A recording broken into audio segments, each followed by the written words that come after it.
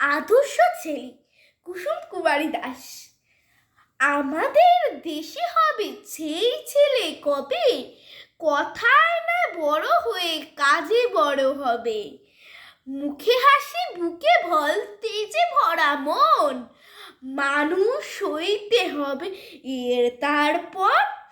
বিপদ আসিলে কাজে হও আগুয়ান, হাত পা নাইক শরীরে তব রক্ত মাংস প্রাণ। হাত পা সবারই আছে, মিছে কেন ভয়, চেতনা রয়েছে যার সে কি করে রয়।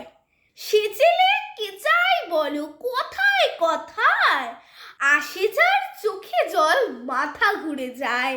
সাদা প্রাণী হাসি মুখে করো এ পণ, মানুষ হইতে হবে এর তারপর।